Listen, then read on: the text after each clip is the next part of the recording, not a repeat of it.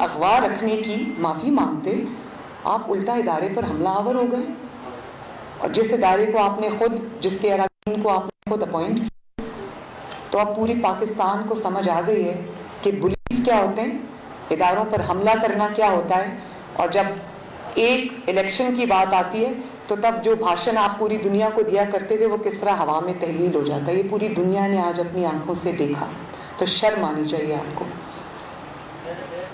جی اور کیا یہ بتائیے گا کہ آج ایک چیز یہ بتائیں کہ کیا نون لیگ استعفے دے رہی ہے، اور کیا مولانا فضل الرحمان کو آپ کی طرف سے انتظامی کروائی گئی ہے میاں صاحب کی طرف سے کہ تمام جو نون لیگ استعفے ہیں ہم ان کو دینے جا رہے ہیں؟ اس کے ساتھ ایڈ کر لیں. ایک سیکنڈ، نہیں ایڈ نہیں، شکریہ، باری باری آپ کو ابھی میں، آپ اس کے بعد سوال کر لیجئے گا. یہ ڈسکشن ہماری جاری ہے، اور کل پی ڈی ایم میں بھی اس چیز کو ڈسکس کیا جائے گا، اور اس کو پھر فائنلائز کریں گے انشاءاللہ. یہ ڈسکشن ابھی ہماری جاری ہے. آپ بتائیے. آپ یہ کہتی کہ آپ نے سنا نہیں کہ حکومت نے کیا الیکشن کمیشن سے، ان کا یہ کہنا ہے کہ اس کی مستعفی ہو جائے کہ وہ اپنی ذمہ داری پوری کرنے میں مکمل طور پر ناکام رہے ہیں. دوسرا سوال اسی حوالے سے استعفوں میں کہ اگر ایسا موقع آ جاتا ہے کہ آپ نے مکمل مینڈیٹ مولانا صاحب کو دے دیا استعفوں سے متعلق، تو پیپلز پارٹی کہاں کھڑی ہے؟ یہ بھی کل کے اجلاس کے بعد کافی کلیئر ہو جائے گا کہ کیا کنسنسس ہوتا ہے اور کون سی جماعت کہاں کھڑی. اور ای سی پی کے بارے میں جو آپ نے مجھ سے سوال کیا اس کا جواب میں پہلے دے چکی ہوں.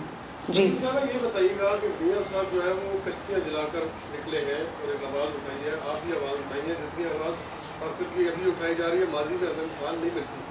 تو پیپلز پارٹی اسپیس مانگ رہی ہے. وجوہات کیا ہے کہ معلومات کے لیے وہ ذرا ہچکچا کر چاہ رہے ہیں استعفوں کے معاملے میں. پیچھے مولانا فضل الرحمان نے آج کو کہہ دیا ہے کہ اس کے بغیر استعفوں کے بغیر معلومات غیر مؤثر ہو. اس پہ کیا کہیں گے آپ؟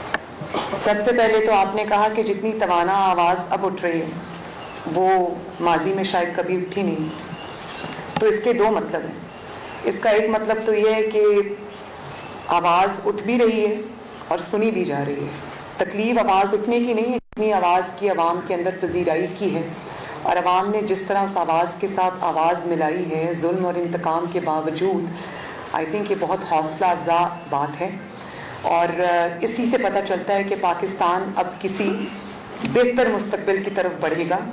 اور یہ ہم سب کی ذمہ داری ہے کہ ہم پاکستان کو ایک سویلین سپریمیسی جہاں ہو، جہاں اچھی جمہوریت ہو، جہاں ووٹ کی عزت ہو، جہاں ایسے حکمرانوں کو انسٹال نہ کیا جائے، نہ سروں پہ مسلط کیا جائے جو کرکٹ کھیلتے کھیلتے اٹھ کر اور اچانک آ کر 22 کروڑ افراد کی قسمتوں کے مالک بن جائیں اور ان کی زندگیاں تباہ و برباد کر دیں مہنگائی اور لاقانونیت سے اور اپنی جو نااہلی اور نالائکی سے.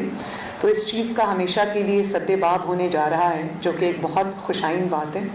اور بطور ینگر جنریشن کے پاکستان کے اندر میں اس چینج کو سمجھتی ہوں کہ یہ پاکستان کے فیوچر کے لیے بہت اچھا ہے، پاکستان کی ترقی کا راستہ ہے. دوسرا سوال آپ نے کیا پوچھا؟ استعفوں کے معاملے پہ. جی استعفوں کا معاملہ ابھی کل کلیئر ہو جائے گا نا. کل کا اجلاس آئی تھنک اس لحاظ سے بہت اہمیت کا حامل ہے. اور پی ڈی ایم ہاں 10 جماعتوں کا ایک اتحاد ہے، لیکن ہر جماعت کے اپنے کوئی پولیٹیکل ویوز ہیں، ان کی اپنی گراؤنڈ ریالٹیز ہیں، وہ ان کو دیکھ کے بات کرتے ہیں. لیکن اچھی بات ہے کہ ابھی ان سب کے باوجود پی ڈی ایم متحد ہے اور ایک لارجر ایجنڈا پہ متحد ہے. اور اس کے اندر جو ہے وہ جو نہیں مانتے اس وقت استعفے پہ ان کو منانے کی بھی پوری کوشش کریں گے. ہم نے بھی مانی ہے ان کی، ان کو بھی عوام کے لارجر انٹرسٹ میں اس حکومت سے نجات کے لیے پورا آخری دھکا ضرور لگانا چاہیے. جہاں تک آپ نے آواز کی بات کی، تو میں نیب نے جو میرے خلاف اپلیکیشن دی ہے ہائی کورٹ میں، اس کی آج ہیئرنگ تھی. اس میں وہ اپلیکیشن ان اٹ سیلف ایک بہت مضحکہ خیز اپلیکیشن تھی، جس کے اندر نیب نے اپنے آپ کو جو آئینی اور قانونی نیب کی ذمہ داریاں تھیں اس سے ہٹ کے نیب نے وہ ذمہ داریاں اپنے آپ کو خود ہی سونپ دی. سنا تو یہ تھا کہ نیب جو ہے وہ اکاؤنٹیبلٹی کا ادارہ ہے، تو اکاؤنٹیبلٹی میں تو وہ صرف الزامات اور انتقام تک رہے. پولیٹیکل انجینئرنگ کا ادارہ رہا وہ، اس میں وہ ناکام ہو گئے. جب کوئی ان کو، یہ میرے ساتھ جتنے بھی لوگ کھڑے ہیں سب نیب بھگت آئے ہیں الحمدللہ، آپ سرخرو ہوئے कोई इल्ज़ाम साबित नहीं हुआ, तो उसमें जब वो फेल हो गए बुरी तरह, तो अब नैब ने एक ठेकेदारी खुद ही अपनी वो ठेका उठा लिया है, और वो ये है कि अब वो सियासतदानों के और अवामी नुमाइंदों के बयानात भी जांचा करेगा।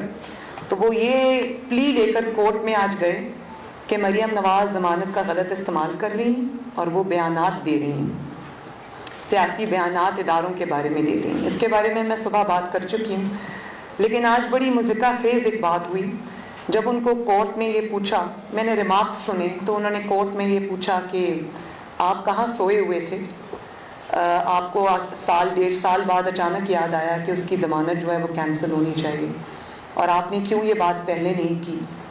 तो उन्होंने कहा कि वो उनकी मसरूफियात के बायस उनके जलसे जुलूस हो रहे थे, सेनेट के इलेक्शंस हो रहे थे, और मैं तो बड़ी हैरान हुई। मैं इसलिए हैरान हुई कि मेरी वालदा जब बीमार थी और अब नैब की अदालत में मैं और मेरे वालिद रोज़ाना की बुनियाद पर पेश होते थे। 8 महीने ये सिलसिला चलता रहा, और उसमें जब मेरी वालदा को कैंसर हुआ और उनके जो सर्जरीज़ हुई, उसके बाद उनकी जब हालत ख़राब हुई, तो हमने नैब कोर्ट से इजाज़त मांगी कि हमें अपनी वालदा के 1 हफ़्ते की छुट्टी दी जाए ताकि हम अपनी वालदा की इयादत कर सकें। तो उस वक्त हमारा मजाक उड़ाया गया। और फिर जब मैं और मेरे वालिद मैं अपनी वालदा की इयादत के लिए वहाँ गई 1 हफ़्ते की छुट्टी पे नैब से, तो वहाँ मेरी वालदा डेथ बेड पे थी, ICU में थी, कोमा में थी, रेस्पिरेटर पे थी, और इन्होंने इंतकाम की हद देखें। इन्होंने वहाँ मेरी वालदा अभी रेस्पिरेटर पे थी, कुछ शर्म आ जाती है, हया आ जाती है इंसान को। इन्होंने वहाँ मेरे वालिद को और मुझे इन्होंने सज़ा सुनाई, उनको 10 साल, मुझे 7 साल। उसके बाद जब हम सज़ा काटने आ गए, सज़ा काटी, उसके बाद जब दोबारा मुस्लिम लीग नून के बहुत बड़े बड़े जलसे हो रहे थे और इनको अचानक तकलीफ़ हो गई जब ये कश्मीर का मुकदमा हार के आ गए, तो मैंने कश्मीर जाना था, इनको अचानक बहुत तकलीफ़ हो गई, तो इन्होंने मेरे वालिद